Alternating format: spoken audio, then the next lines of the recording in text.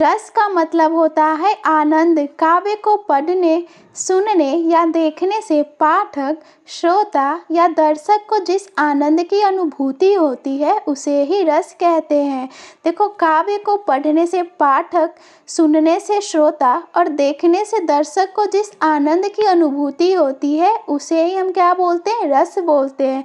रस के प्रतिपादक है आचार्य भरत मुनि। उन्होंने अपनी किताब नाट्य शास्त्र में रस के बारे में बताया है। रस का संबंध श्री धातु से माना जाता है। रस को काव्य की आत्मा कहा जाता है। आचार्य भरत मुनि के अनुसार रसों की संख्या 8 होती है। आचार्य मम्मट और आचार्य विश्वनाथ के अनुसार रसों की संख्या 9 होती है। वैसे कुल रसों की संख्या 11 होती है। जितने भी रस होते हैं उनके अस्थायी भाव होते हैं। रस के 11 भेद होते हैं। श्रृंगार रस का स्थायी भाव रति होता है। स्त्री पुरुष के मिलन या विरह से मन में उत्पन्न होने वाले आनंद को ही श्रृंगार रस कहा जाता है। आचार्य भोज ने श्रृंगार रस को रसों का राजा या रसपति कहा है। श्रृंगार रस में सुख मिलने पे क्या होता है? सुख होता है, और बिछड़ने पे क्या होता है? दुख होता है। तो इसमें दोनों भाव हो सकते हैं। श्रृंगार रस में प्रेम की बात होती है। श्रृंगार रस में वसंत ऋतु, प्रकृति, पक्षी, सौंदर्य, सुंदर वन इत्यादि का वर्णन होता है। जो श्रृंगार रस होते हैं ना, इसके 2 भेद होते हैं। संयोग रस में मिलना होगा और वियोग रस में क्या होगा? बिछड़ना होगा। देखो, संयोग रस में जब प्रेमी प्रेमिका के मिलन, आलिंगन या वार्तालाप का वर्णन होता है तो वहाँ संयोग श्रृंगार रस होता है। जैसे बतरस लालच लाल की मुरली, धरी लुकाए सौह करे, भवनी हंसे दैन कहे नटी जाए। देखो, श्री कृष्ण से बात करने की लालच में गोपियाँ क्या करती हैं? उनकी बांसुरी को छुपा देती हैं। और जब श्री कृष्ण पूछते हैं कि क्या मेरी बांसुरी आपके पास है, तो वो क्या करती है? हंसते हुए बोलती हैं कि नहीं, आपकी बांसुरी हमारे पास नहीं है। वियोग श्रृंगार रस जब प्रेमी और प्रेमिका के विरह का वर्णन होता है तो वहाँ वियोग श्रृंगार रस होता है। जैसे अखियाँ हरि दर्शन को भूखी, जब श्री कृष्ण चले जाते हैं तो गोपियों की अखियाँ क्या होती हैं? आंखें श्री कृष्ण के दर्शन के लिए तरस जाती हैं। हास्य रस का स्थायी भाव हास होता है। वाणी, वेशभूषा या शारीरिक बनावट देखकर मन में जो हास्य उत्पन्न होता है उसे ही हास्य रस कहते हैं। जैसे बुरे समय को देख कर गंजे तू क्यों रोए, किसी भी हालत में तेरा बाल न बांका होए। करुण रस का स्थायी भाव शोक होता है। जब किसी प्रिय व्यक्ति की मृत्यु या बिछड़ने से या किसी प्रिय वस्तु के छिन जाने से जो रस का अनुभव होता है उसे करुण रस कहते हैं।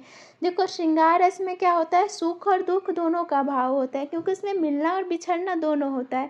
लेकिन जो करुण रस होता है ना, उसमें आपकी कोई प्रिय वस्तु या व्यक्ति क्या होती है? छीन जाती है आपसे, तो इसमें क्या होगा? सिर्फ दुख का भाव होता है। जैसे अंधी आज बनाकर मुझको किया न्याय तुमने जगदीश। रौद्र रस का स्थायी भाव क्रोध होता है। जब किसी व्यक्ति द्वारा अपने या अपने किसी प्रियजन के बारे में अपमानजनक बातें सुनकर मन में जो क्रोध या गुस्से का भाव उत्पन्न होता है उसे रौद्र रस कहते हैं। जैसे श्री कृष्ण के वचन सुन अर्जुन क्रोध से जलने लगे, सब शोक अपना भूल कर करतल युग मलने लगे। वीर रस का स्थायी भाव उत्साह होता है। जब किसी कविता से हमारे मन में उत्साह या वीरता का भाव उत्पन्न होता है तो उसे वीर रस कहते हैं।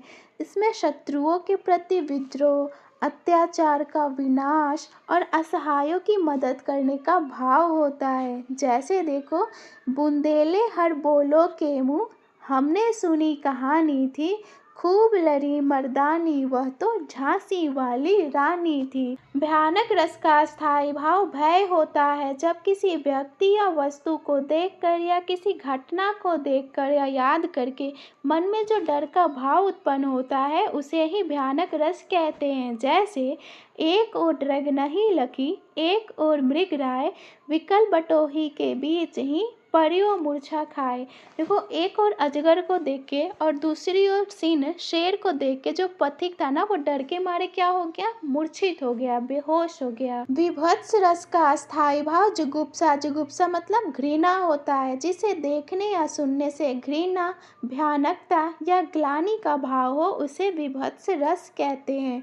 इस रस में युद्ध के बाद चारों ओर शवों का बिखरना, गिद्ध और कौवे द्वारा शवों को नोचना, खूनी घटनाएं आदि का वर्णन होता है। जैसे आंखें निकाल उड़ जाते, क्षण भर उड़कर आ जाते, शव जीभ खींचकर कौवे चुबला चबला कर खाते। अद्भुत रस का अस्थायी भाव आश्चर्य होता है। जब कभी किसी दृश्य, व्यक्ति या वस्तु को देखकर मन में जो आश्चर्य, विस्मय का भाव होता है, उसे अद्भुत रस कहते हैं। जैसे देख यशोदा शिशु के मुख में सकल विश्व की माया, क्षण भर को वह बनी अचेतन, हिल न सकी कोमल काया।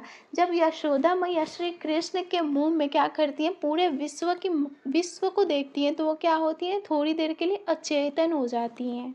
शांत रस का अस्थायी भाव निर्वेद। निर्वेद मतलब उदासीनता होता है। जब मनुष्य मोह माया को त्याग कर संसारिक कार्य से मुक्त हो जाता है या परमात्मा का ज्ञान हो जाने पे मन को जिस शांति की अनुभूति होती है, उसे शांत रस कहते हैं। जैसे जब मैं था तब हरि नहीं, अब हरि है मैं नहीं, सब अंधियारा मिट गया, जब दीपक देखिया माही।